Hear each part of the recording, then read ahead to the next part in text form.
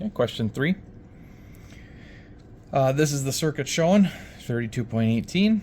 It has an inductor, which is 3 henries. It has a resistor, which is 7.1 ohms, and an EMF, a battery, of 36 volts. For part A, let's assume that we can measure the current to be 2 amps in the circuit. So that switch would have to be closed. We'd have 2 amps in the circuit.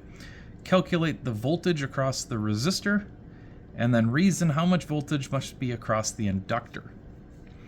Okay, so for part A, if we have a current of 2 amps and a resistance of 7.1 ohms, we can see that the voltage being used by the resistor is Ohm's law. V is equal to IR. And from that we get 14.2 volts. Okay? 14.2 volts then would be being used by the resistor. 36 volts was the total. So if we did 36 minus the 14.2, that leaves us with 21.8 volts. Okay? This is how much voltage is remaining.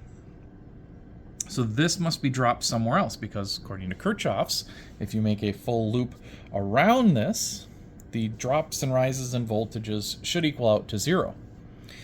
So this needs to be dropped somewhere. Where is it being dropped? It's being dropped across the inductor.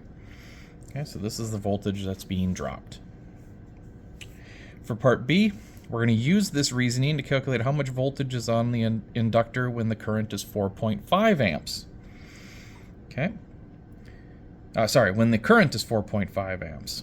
So now we would have change in voltage. This is part A, this is part B. So now we have the change in voltage across the resistor now with a current of 4.5 amps. And the resistance stays the same at a 7.1. Okay.